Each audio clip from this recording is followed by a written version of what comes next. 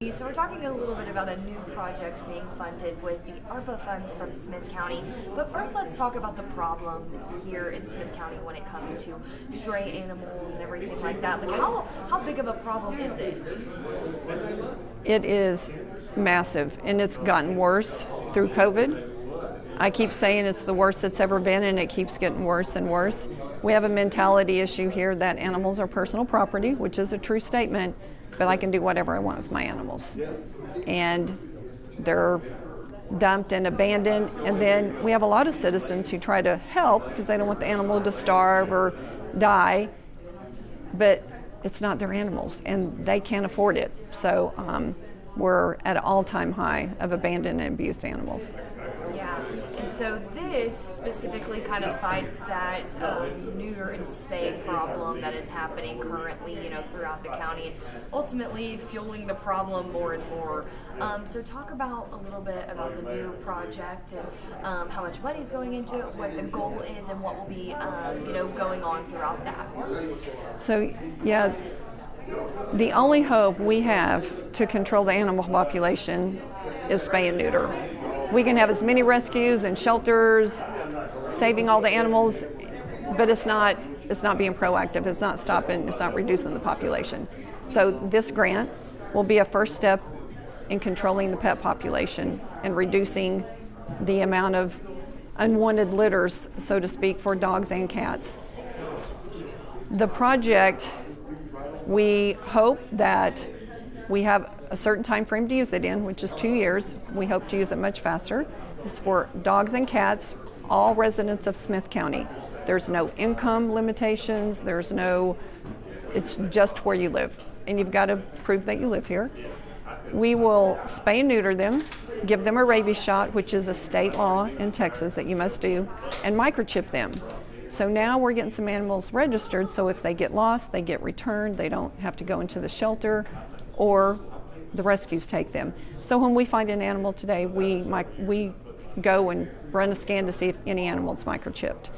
So we hope that this is a good start, that this will snowball. Maybe other counties will come on board and do it, and we'll maybe get some more money and can continue doing this, because this is really a state of Texas problem.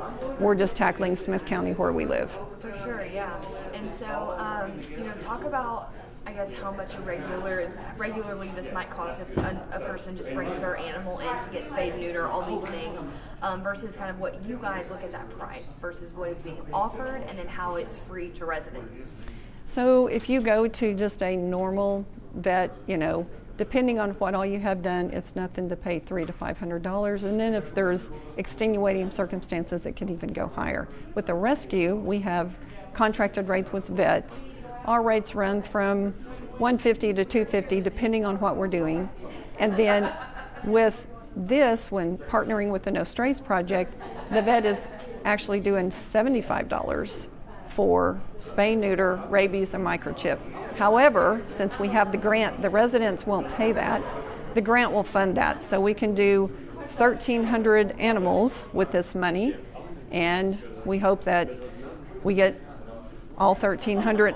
That's a huge, think about that. 1,300 animals spayed, neutered, and registered and microchipped. That's amazing. So, and we hope that we wouldn't need everyone to help spread and market and tell everyone.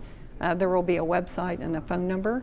And Angel Paws, I want to be really clear, we're getting the money, but we're not using it for our rescues. We're going to use it where all rescues benefit, where the shelters benefit, and it's actually for the citizens of Smith County.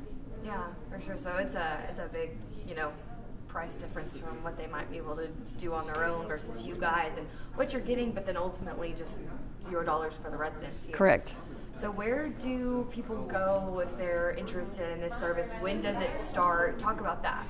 So the first clinic will be at the end of February, on February 26th. That's the fourth Monday. It'll be done through the No Strays Project, which will set up at the Tractor Supply on Robertson Road in Tyler, Texas.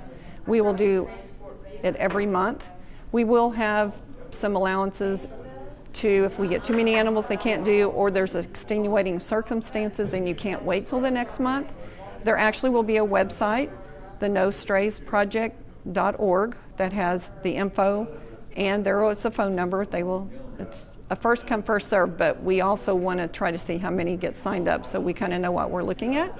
And then Angel Paws will be involved. We'll be volunteering at the clinics. We'll be helping spread the message and be providing the funding to the No Strays project. Yeah, and you guys actually have vans that you were talking a little bit about that. So if someone wasn't able to actually get there with their animal, talk about that. So we do. We have 2 transport vans. So we transport to other states. That's what we do with the majority of the animals. We need to. We can use those vans to pick animals up, because the last thing we want is someone to say, I really want it done, but I don't have transportation.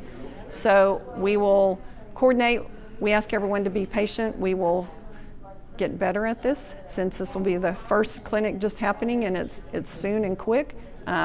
But we need to know if someone needs that help, and we will go around and pick up the animals, take them to the clinic after the surgery, and then return them. We also will probably have our vans at the clinic, depending on how many there are, because they will need spaces to store the animals after their surgery until they wake up. So we'll use it for that purpose as well. Yeah, and what do you guys think this will do to just the problem that has been, accumulating here over the last few years and really at its all-time high right now? If we started spay neuter for every animal today, it would be years before we would see the impact. However, we have to start somewhere. So this is the first start. This is a great first start. We hope this catches on, that we get more demand than we have money, and we can raise more funds and continue to do this and work around not having the state law. Actually, citizens care enough that they don't want these animals abandoned and abused, and so. Yeah. Is there anything that we missed that you feel like people should really know about this new use of ARPA funds that was approved here today? No, it's been a long time in the works, and started when Judge Moran was here, and then Judge Franklin, and so very excited that all the commissioners were on board. We really appreciate the support, and this is the first step in us taking towards controlling the pet population.